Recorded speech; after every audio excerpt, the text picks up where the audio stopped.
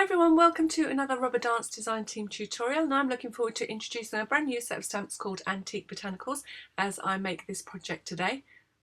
And I'm also looking forward to taking part in this month's Unruly PaperArts.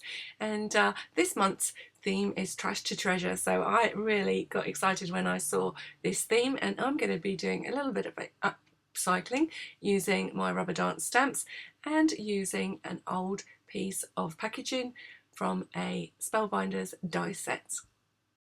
So if you've followed my blog for a long time, you're going to recognise this idea. So I'm recycling an idea, but giving it a new lease of life, and I'm recycling this piece of packaging. This is a Spellbinders Die packet, and you can see I've carefully removed the dies from the inside without breaking into the packet. And the other trick is to make sure that you haven't scuffed up the acetate, because you want something nice and clear to be able to see your design through once you have finished. So we're going to be using it as a kind of capture mechanism, a kind of way of making a three-dimensional little home decor piece that you can hang on your wall. So first of all, I'm taking a piece of cream cardstock and I'm drawing right around, careful not to move the packaging, a little bit slippy, to draw right around the edge of the packaging to give myself a piece of card to cut out, and this will form the base of my little plaque. So the last time I made one of these, it was in 2013, January the 28th, and I will share a picture of that little project with you at the end of this tutorial. But this one, whereas last time I used gorgeous graphic 45 papers, this time I'm going to be using gorgeous rubber dance stamps, and this happens to be a brand new set of Antique Botanicals, which are a lovely set of vintage illustrations, and I'm looking forward to working with those stamps and showing you just how gorgeous they are. So first of all, I'm starting out by cutting out my little sheet of card to the exact same size and shape as my packaging. And don't forget just to draw around that little hanging slot that's at the top of the packaging, because that will form the hanging little indentation, the little hanging point for this plaque once we're finished. So I'm going to be using the camellia and the butterfly from this brand new stamp set, and they really are a great set of images, beautiful detail in them. And I started off thinking I'm going to really highly colour these, and I just loved the detail of the stamp so much that I've kept it to a two-tone colour scheme, which is navy blue. You can see the navy blue archival ink I'll be using for stamping, and I'm going to be using mustard seed distress ink to colour all the yellow elements of this project. I'm going to be creating dimension with my camellia flower, so I'm going to be needing 12 images in total in order to do this, and I'm going to get straight on with stamping those right now. And I'm using a cobalt blue archival ink, and this one's by Ranger. It's a really lovely dark navy blue. Now this is testament to how good these rubber stamps are. It's a really detailed image, like an old-fashioned illustration of a botanical flower, and I am stamping straight onto a hard surface, and I've got no mount on my stamp, so straight onto my acrylic block, and I am still getting a beautiful crisp image. So I'm going to be stamping my camellia 12 times in total eventually. I didn't realise that at first, but I do realise that once I start arranging my flowers. So I'm just stamping a few now, and then I'm going to show you how I colour them in. I intended to use my mustard seed distress ink to colour my flowers, but I couldn't find it. So with necessity being the mother of invention, I decided to use my re-inker instead. So I've got out my mustard seed re-inker, and you can see this really is economical. I've got barely anything on my craft mat, and I have just added a tiny bit of water because I want the centre to be darker. Now you can see my plans change. As usual, I'm showing you what I do as I go along. I was thinking dark yellow centres with very pale leaves or petals on the flowers, and that's not how this ends up. I end up with a cream centre and very pale yellow petals, but I'm just showing you and leaving this in here because I wanted to show you the difference the different shades, should I say, of yellow you can achieve with the same product. So this is a really intense ink, because obviously it's what you use to re-ink your distress ink pads. So I'm putting the tiniest dot, and you can see already from that tiny dot how much colouring I've managed to do. And I'm trying to keep the petals really light, so I'm adding the yellow to the petals and then blotting it off with a kitchen wipe or a kitchen roll. So this is exactly the same as using the ink out of your distress ink pad, whereas normally we would squish the pad against the craft mat to release a little bit of ink. This time we just have to put a little dot of the ink onto our craft mat and add water. So the more water you add, the paler the colour will be. And I'm making it even paler by blotting off the excess before it has a chance to soak into the paper. You can see I'm not being entirely careful here. I'm not too bothered if I get slightly different shades, because that would happen in nature. And I am going to cut out these blossoms, which is why I am just colouring them in. Not quite as quickly as I'm showing on screen because I've got this on fast forward, but it really was quite a quick project to colour. So add enough water to your little pool of ink to give you the required depth of colour that you want on your project. And actually I think I prefer it to the squidging of the ink pad on the surface of your craft mat. It just is a little bit easier. So I'm coming back in afterwards with a little bit of the colour and just leaving it slightly darker in areas that I think are shaded.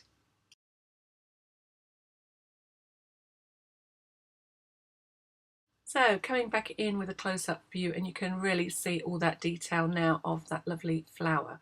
So I'm adding plenty of water to my little pool of ink. So I'm just dragging the little piece that I want off to one side, and then I'm leaving the centre dark.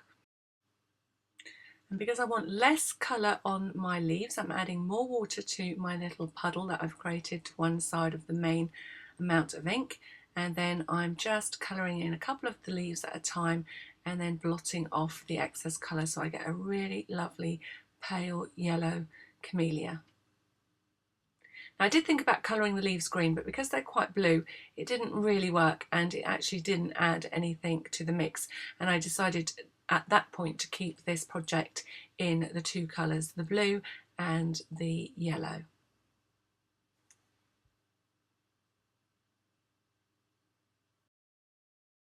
And now I'm coming back in with a little bit of shading, so adding a little bit more ink into the mix to get a darker shade once more.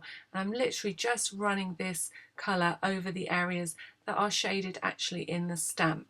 So leaving it for a second or two just to soak in, and then removing the excess. I don't want it too bright, but I just want it to just give a little difference in tone on each of those petals.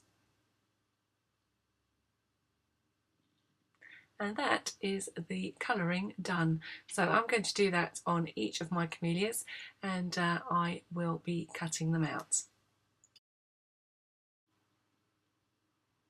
So this is actually going to be the flower that I will decoupage on top of a flower with all its leaves intact. So I'm removing the leaves, and I'm removing one of the petals, which is the little petal that was poking out at the bottom of the flower. I've already trimmed that piece off, so I'm carefully going around all the petals to leave myself with one bloom. And then I'm just shaping the petals slightly with my fingers, and that will sit on top of a main image, giving me some dimension. So this time I'm leaving the flower whole. Now I do remove the stems in the end, but at the moment I didn't know that, so I've left them on for now, but I will trim them off later. I keep having to pause my video in order to sneeze, so I hope I'm not coming down with something. You'll be able to tell on my next voiceover if it was just sneezing, perhaps through dust. But at the moment I feel okay, so it's probably all it is, a little tickle.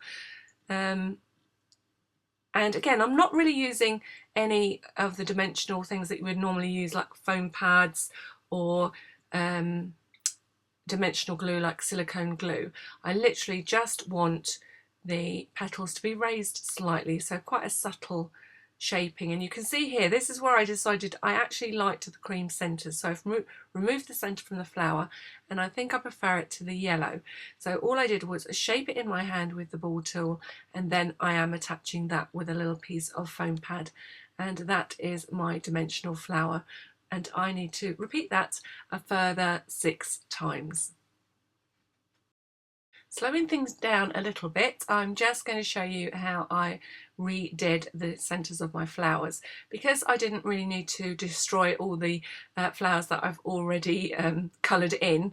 I just want that centre section. So all I'm doing, and it is slightly off camera I'm afraid, is inking the centre of the flower and then pressing down with a piece of scrap paper, just so that I get those centres. I actually quite liked, you could just about see on that piece of card above, I quite liked the look of just these little pieces of flowers here, which you can see here.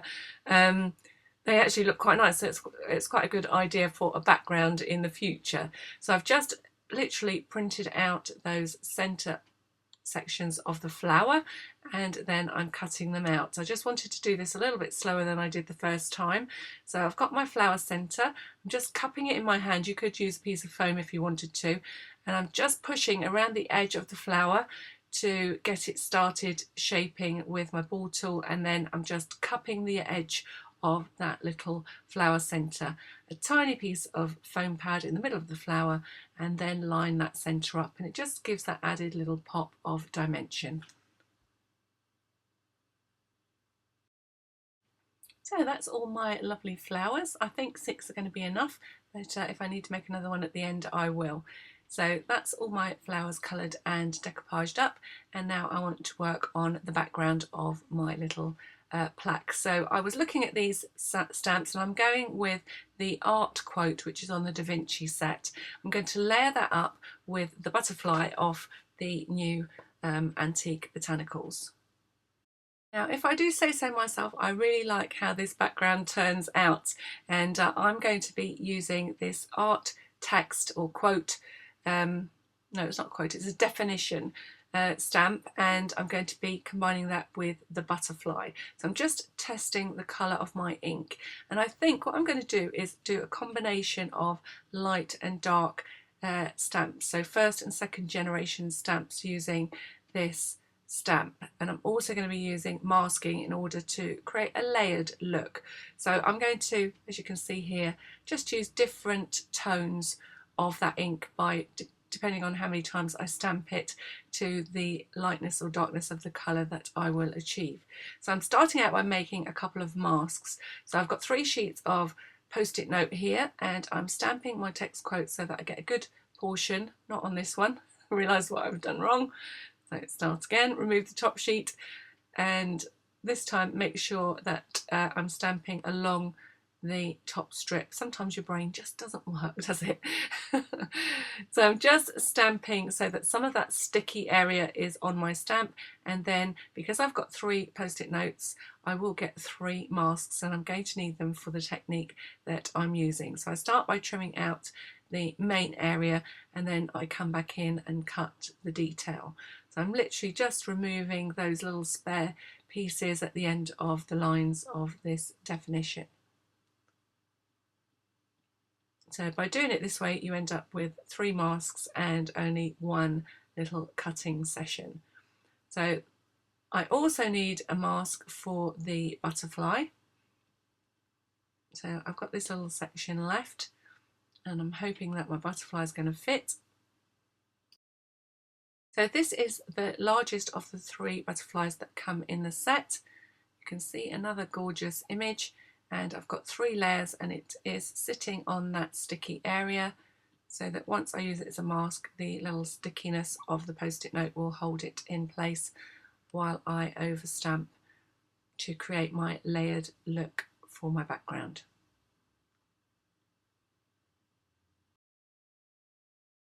Got a piece of scrap paper by the side of me, so that will enable me to stamp different shades of image, and I'm starting out by placing a few butterflies, and as you can see, oh, didn't quite get that right because the first part was hanging off the edge of the stamp, but I'm using my scrap paper in order to create some lighter butterflies.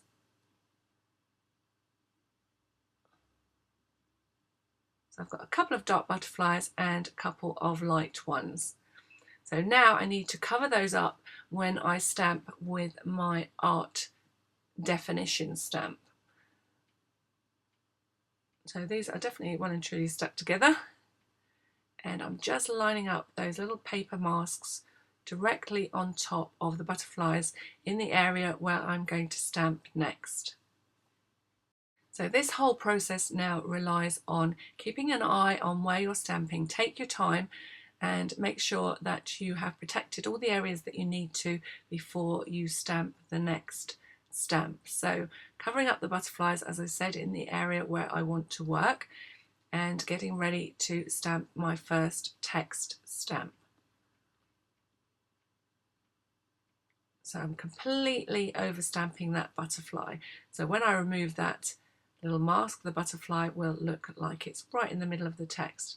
Then I'm using the second generation of image, and I've covered up the first piece of text with a mask, and I will go about the whole sheet doing exactly what you can see, which is covering up where I'm going to stamp next and overlapping the stamps. So I hope you can see if I leave this running exactly what I'm doing. It's a little bit difficult to put into words, it's definitely a visual thing. So covering up with a mask, I might catch that next butterfly, so I need to be a little bit careful there, and instead I'm going to stamp there. Then I can remove some of my butterflies. Well, I could have done that anyway because they weren't really doing anything underneath the masks for the text.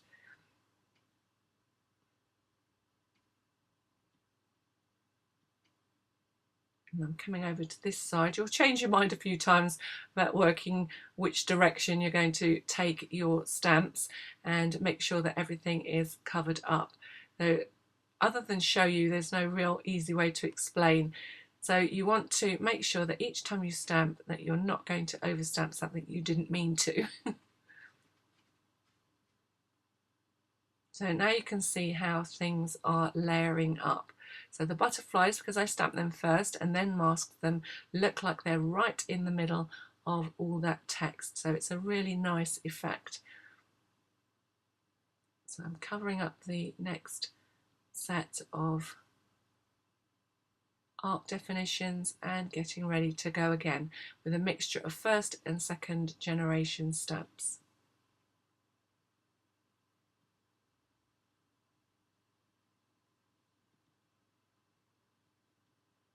I know that you can almost see my brain whirring as I work out what I need to go where.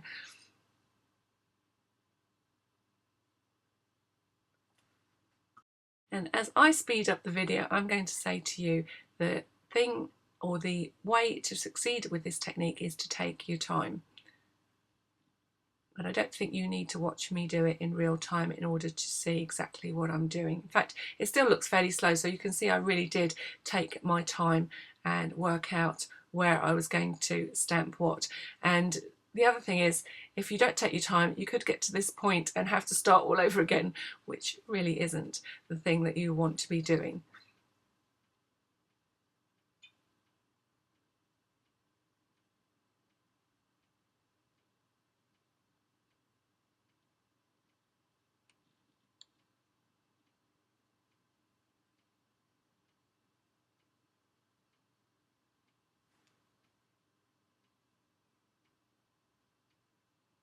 Almost there.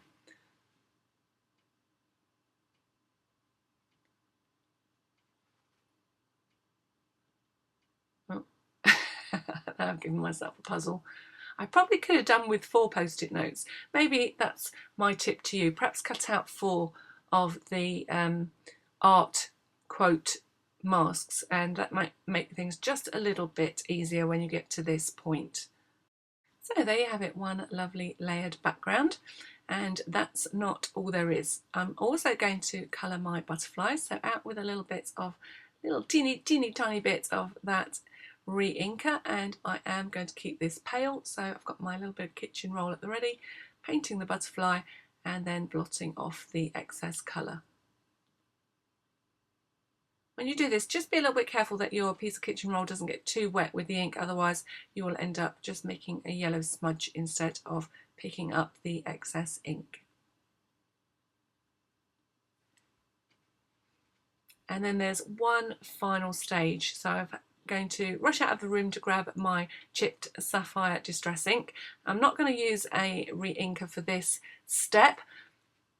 I'm going to use my ink blending tool, and I'm going to start out by inking the edges of my little background piece.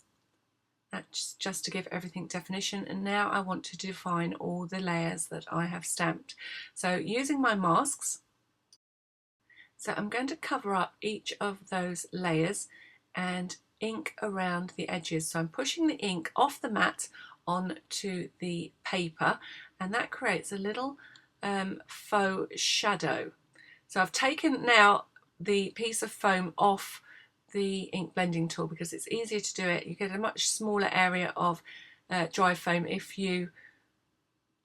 or ink blending foam if you just use the piece off of the tool, and you can just pinch it in your fingers just to give yourself a little small surface area to push the ink from the paper on to the surface of the card. And you can see by moving up the card in the way that I worked those stamps, I am creating little areas of definition that make these little paper or these little definition stamps look like they're on pieces of paper that are layered one over top of the other.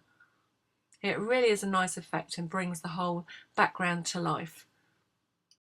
So now I'm going to stamp my quote. I've picked a quote from the Think Again stamp set, but I want to separate it out to fit onto my plaque. So all I'm going to do is mask off the little sections of the quote that I want to keep. So I'm going to start with "When you follow your heart," and that's that little piece of the quote ready and at the right size. If I tried to stamp the whole thing, it was a little bit too wide for the little plaque that I'm making.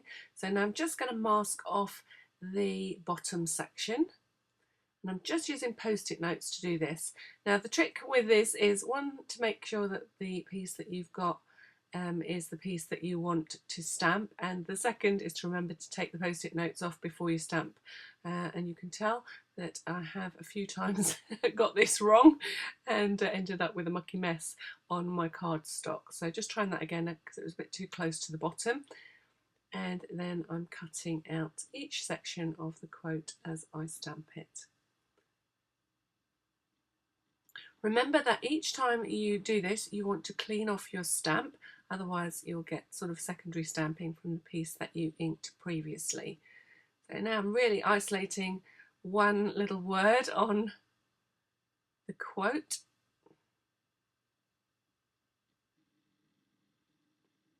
And then that's almost it. I've just got one more to go, and that's the word journey, which is at an angle on this little quote stamp.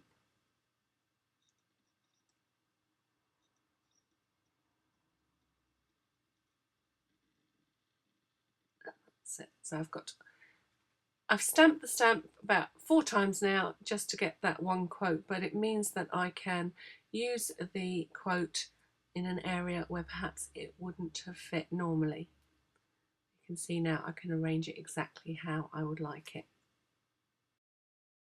So in order to make all the elements that I'm going to put on top of my little background stand out a little bit more, I'm just knocking my background back a little bit, and I'm using a white gelato in order to do this, and I'm just adding little squiggles of the gelato and then smudging it out with my finger, and that way I'm not really affecting the background too much, but just softening it and making it slightly lighter.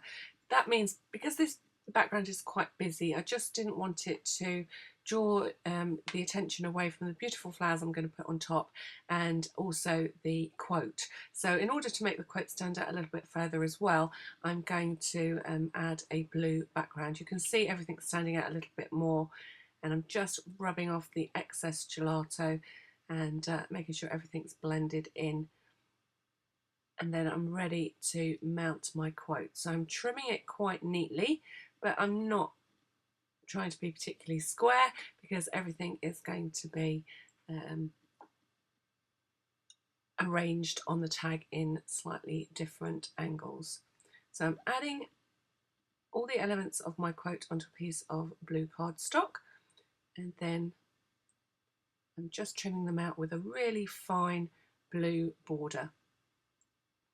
And you can see it really does the trick and picks that quote out from the background piece of card. I've still got an interesting background, but you can also read the quote without too much trouble.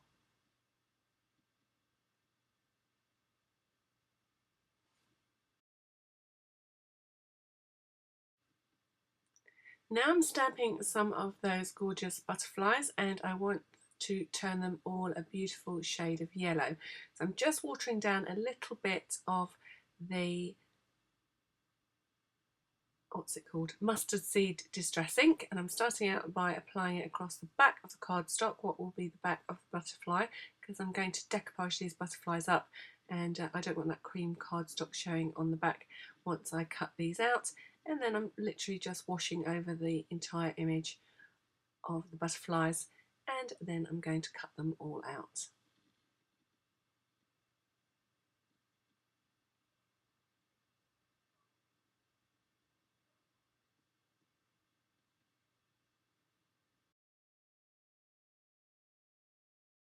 I think this is fast becoming one of my favourite butterflies to pull out of my stash whenever I need a butterfly to flutter about one of my creations, because it really is pretty. It lends itself to being coloured in lots of different ways, and there are 3 different sizes in this stamp set, so it really does work very well for lots of projects.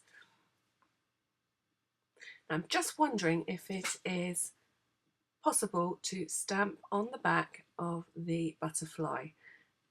And you can see I'm inking up my stamp and then pressing the butterflies that I've cut out against the image, and it just will give the illusion that the butterfly really is 3-dimensional once I put it onto my project.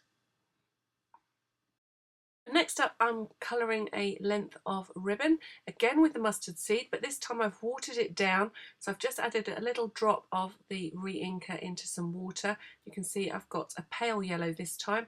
I'm just squeezing out the excess in a piece of kitchen roll, and I've got a lovely lemon coloured ribbon as a result. I also am going to be using this little strip of blue, but it was already pre-coloured and worked quite well, so I don't need to add any extra colour to that. But I am going to add some stamping. So drying off the yellow ribbon. Be careful when you do this not to heat your fingers more than you heat the ribbon.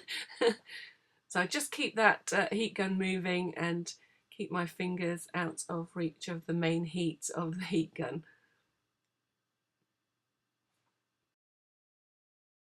So another way to add some interest to your ribbon is to stamp on it, and I'm going to use the same stamp that I used on the background for this project, and you can see that I'm using the 2nd generation image. I'm using a dark blue archival, and I'm stamping onto my paper first and then onto my ribbon, and I'm just randomly twisting the stamp, so I just add texture using the text stamp all along the length of my ribbon.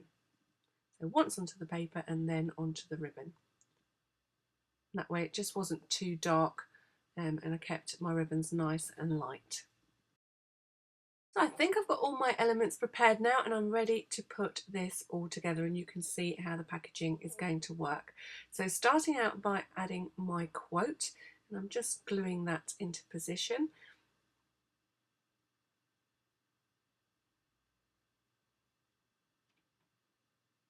Making sure I get it the right way around. I don't want it to read something else entirely. Checking that it fits within the boundaries of the packaging, and then I'm going to arrange my flowers, some underneath the packaging and some on top. That way I'm really going to create some depth on this little decorative plaque. So some of the flowers I'm arranging underneath, and I'm going to add a couple of butterflies. Just thinking again about the edge of the plaque, because the edge of the acetate is flat, so I might actually put those butterflies on the top, and I've just trapped one underneath.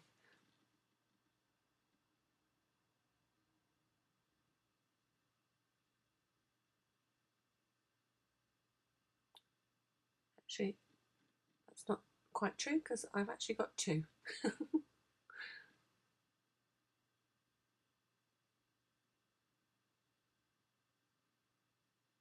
Might be going for number 3.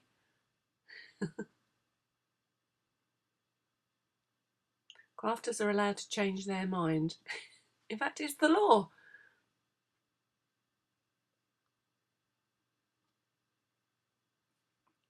I'm just having a little ponder to see whether I'm ready to join these two elements together. Do I need to put anything else under the packaging before I sew them up and seal them together?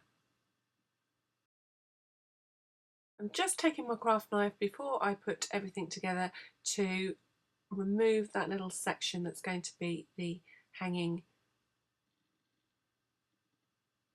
area, or the area that you can hang this little plaque up by.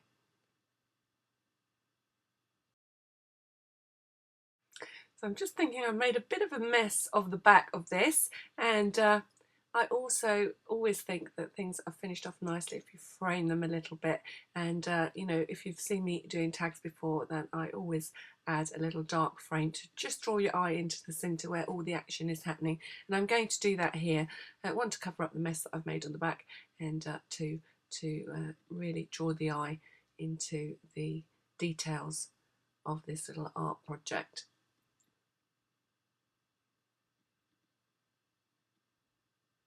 I'm just going to glue it down and then trim a lovely fine navy blue border all the way around.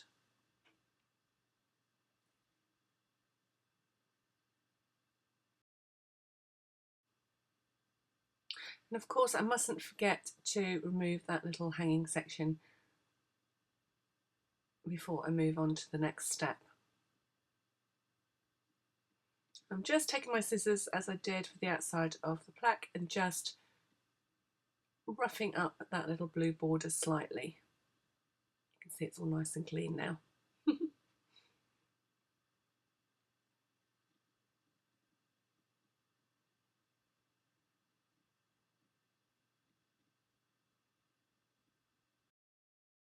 So I'm just going to talk you through the next step of this. So I've created a series of holes around my packaging and around my cardstock, and the way that I've done that is to draw a thin line or a border all the way around my cardboard tag. Then I marked every ½ inch all the way around the project. You may have to sort of fiddle it a little bit around some of the curves, and then I have gone ahead and punched through the 2 layers using the little tool that you can see before you. Now this is a bit of a blast from the past. If my crocodile could have done it, I would have preferred to have done it with the crocodile, but because of the lip of the packaging I couldn't get the crocodile in order to do this, so I've had to create my holes manually, hence I haven't done it on camera, because all that banging would have given you a headache and would have shaken my camera no end. So all I've done is use the little punch and the hammer to hammer through the 2 layers.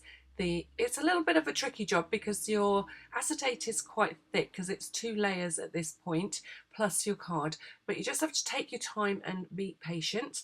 Now if you do happen to have another hole making mechanism that's a little bit easier to do this with, then feel free to use that, but this worked quite well, and like I said, it was just noisy. Make sure you're on a lovely sturdy table, and I'm just making sure all the little holes are free, ready to start stitching these 2 layers together. So before you begin, you need to make sure that your acetate is nice and clear, that you haven't got any extra stray bits trapped inside your packaging. And then I'm going to use a needle with a thick eye, and I'm using a thin lemon strip of ribbon. So before you start, don't forget to erase any of the pencil markings that you made in order to space out the stitching holes that you've created.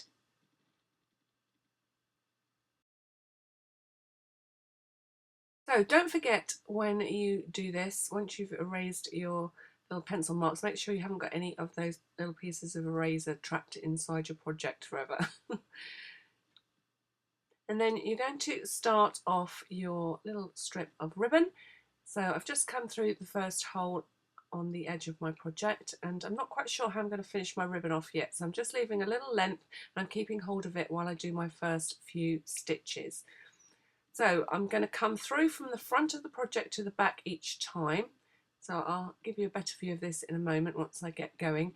And I'm sewing what I think is called a blanket stitch. So it's quite decorative around the edge of this project, and it's quite easy to do once you work out how you're doing it. So I'm creating a loop with the ribbon as I pass the needle from the front to the back, and making sure that I come back through that loop each time, and that way the ribbon is trapped and sort of forming a decorative line around the top or the edge of my project. So that's why you can see me drawing the ribbon round in a big arc, and then going from the front to the back, making sure that my needle has come through back to the front, catching the ribbon in a loop as I go. I'll leave it on slow for a little while so you can just get the gist of what I'm doing, but I'm sure most of you out there will know from your sort of embroidery lessons at school when we used to do all that stitching on that Aida, all sorts of different decorative stitches. I'm sure that blanket stitch will have been one of them. And like I said, apologies if it's not called blanket stitch. And you can leave me a comment below and tell me what you call it. But I really think this is a lovely way to sandwich these two layers together. It's decorative and it's fun to do, and it really does give a nice touch to the finished project. So I'm going to speed myself up now, remember, from the front to the back, and come back up through the loop of ribbon.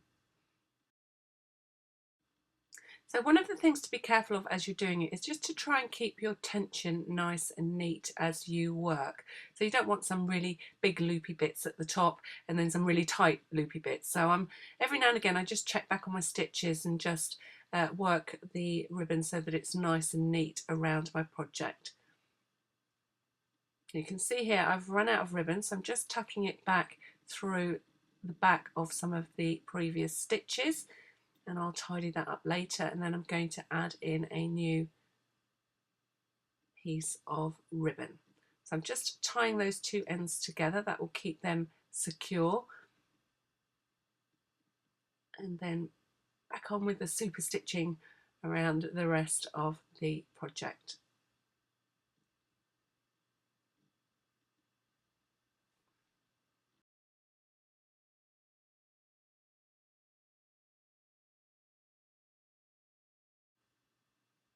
And just putting in those final stitches. You may find that your ribbon curls a bit. Every now and again, just let your needle dangle and it will unravel itself. And then back where I started, coming back through that same hole just to make sure that everything lines up. And you can see I just tuck the ribbon back through that first stitch, and then I can tie those two ends together to finish off.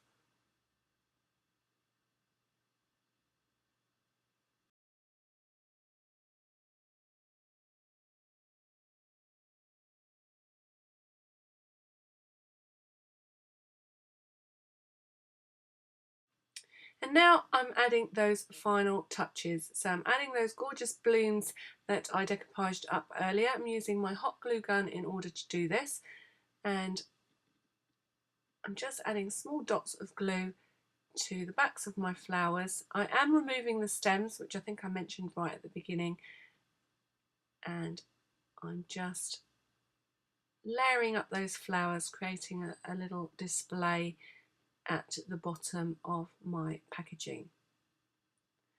And you can see I've got some ribbon pieces by the side of me. I've just tied a few of them into some little knots and loops so that I can tuck them into this arrangement, and they will complement the ribbon bow that I'm going to stick at the top.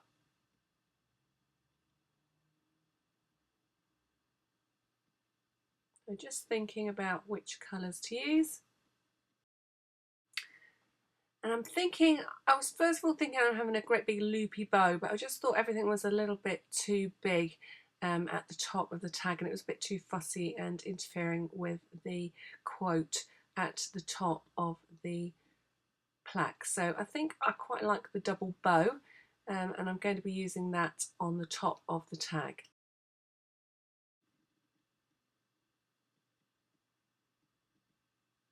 Just trying to work out the best way to put my bow onto my project without it covering up the text of the quote. So I'm just going to hot glue the bow into position, and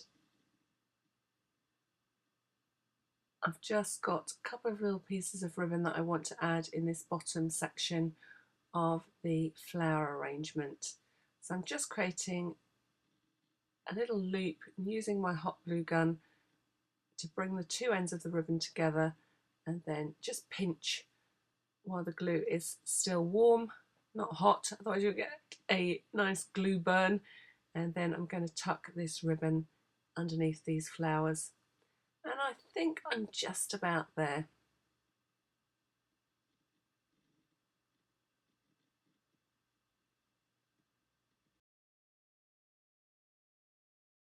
A final little titivate of the bow, just trimming off the tails of the double bow so that they don't encroach on the text.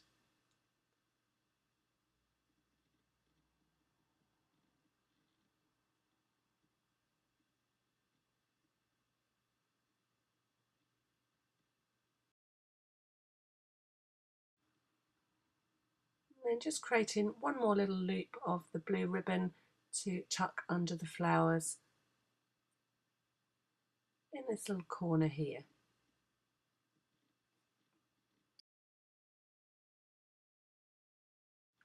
So I really hope you've enjoyed seeing what I've done with this little piece of packaging, and I know there are lots of you out there that have a lot of these little packets, and I have to confess this one's not mine.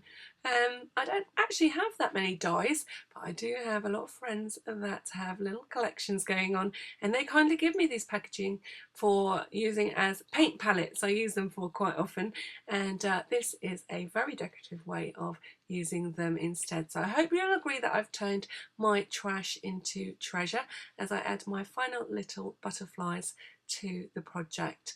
And I hope that you've enjoyed seeing how I've done it, and that you give it a go yourself, because you don't have to do exactly like mine, and I will show you another picture shortly of the very first one of these that I made. This one is in portrait, and you'll see that the other one that I did was in landscape and featured graphic 45 papers rather than stamping. So as I wrap up this tutorial, don't forget to stay tuned to the end of the video for some links. I will direct you back to my blog so you can hop, skip and jump over to Unruly to see what they have been doing over there, turning trash to treasure this month. I'll also give you the link to Rubber Dance so you can check out these brand new stamps. I also found a couple of links to videos that also use a little bit of trash in their creation, so I thought you might find those interesting.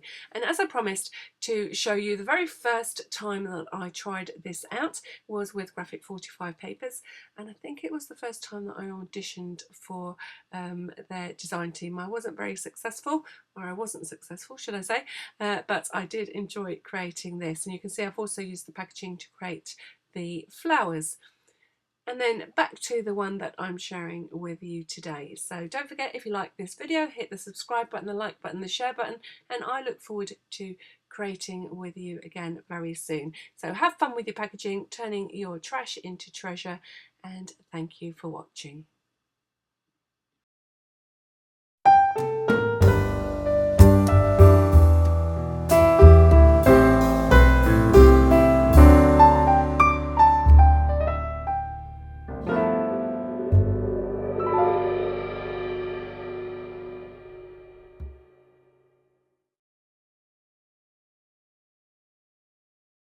So the first link is back to my blog, where you'll find a little sneak peek, although you've already seen this project, because I can't link directly to Rubber Dance or Unruly.